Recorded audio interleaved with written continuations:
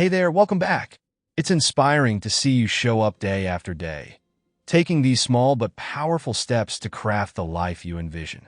We're diving into the essence of building long-lasting self-discipline. It's the backbone of every high-achiever success, but it often feels elusive, almost mythical, as if some people are born with it while others aren't. But the truth is, no one is born with it. Self-discipline is crafted, refined, and nurtured over time, and it begins with a single spark of willpower. Think of willpower as the matchstick that lights the flame, but self-discipline is the oxygen that keeps it burning bright through every gust of wind. Willpower is fleeting. It comes in short bursts, fueling you to begin a new venture, resist a temptation, or push through a tough day. But it's unreliable. You can't count on those bursts every single day. And when willpower fades, self-discipline has to take over.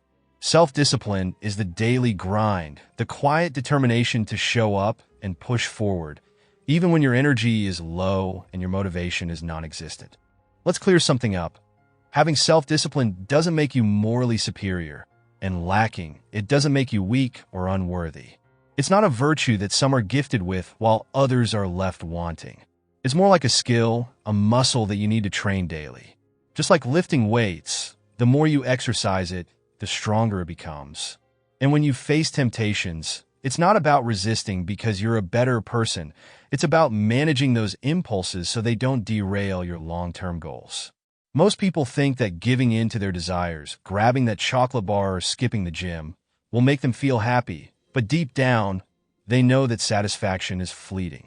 This is where self-discipline steps in, creating a bridge between what you think will make you happy and what actually will. Here's the good news. Self-discipline doesn't have to be exhausting. At first, when you're building it, it might feel like a daily battle. You'll have to fight temptation dozens of times a day, but only for short bursts each time. That's because willpower runs on a limited reserve of energy, so don't burn through it all at once. Instead, focus on small wins. Walk past the ice cream aisle today. Say no to that unnecessary expense once. Each little act strengthens your discipline muscle until one day, saying no becomes automatic. But beware of a common trap. Don't overload yourself with too many new habits at once. Starting on Monday, people often decide to overhaul their entire routine, eating healthier, hitting the gym, reading more, quitting social media, only to find it unsustainable. Why? Because each new action demands significant mental resources, and your brain prefers to conserve energy. Instead, start small, pick one area to focus on, and give your mind time to adjust. Here's a fascinating phenomenon. Focusing on one task can have a cascading effect on the rest of your life. Studies show that if you pick one thing to master, say, committing to a morning run every day, your self-discipline strengthens across all activities. That morning run subconsciously influences your decision-making in other areas, helping you stick to healthier food choices, better manage your time, and follow through on commitments. It's not magic, it's momentum. Think of self-discipline as a snowball rolling down a hill. It starts small, but with each tiny victory, it picks up speed and grows. That one action, whether it's finishing a project or reading for 20 minutes a day, builds trust in yourself.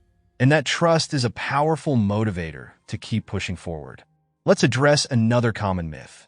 Using shame or guilt as a motivator is a dead end. When you berate yourself for giving in to temptation, you're not building discipline. You're breaking it. Research shows that negative self-talk doesn't help you course correct. It just drives you deeper into stress, making it more likely that you'll reach for the same unhealthy comfort you're trying to resist. So, the next time you slip up, forgive yourself quickly and move on. The faster you can release those negative emotions, the sooner you can get back on track. Remember, self-discipline is a long game. One misstep won't ruin your progress, but letting that misstep fester will. Here's a simple task to put all this into practice. Straighten up. That's right, just sit or stand up straighter. Write it down somewhere you can see it, a sticky note on your desk, perhaps. Whenever you catch yourself slouching, take a deep breath, lift your chest, and straighten your back. It's a tiny act, but one that signals to your brain, I'm in control. And it's this small yet consistent awareness of control that will snowball into more meaningful acts of discipline in the future. Building self-discipline isn't about climbing an impossible mountain. It's about picking up a single stone and taking the first step. So, find your starting point. What's the one habit, the one change you can commit to today? Maybe it's sitting up straight, going for a short walk, or resisting a minor temptation. Do that one thing, and do it well. Keep stacking those small wins. And before you know it, self-discipline won't just be something you practice, it'll be a core part of who you are. Until next time, remember, discipline is your ally, not your enemy. You got this. See you again tomorrow.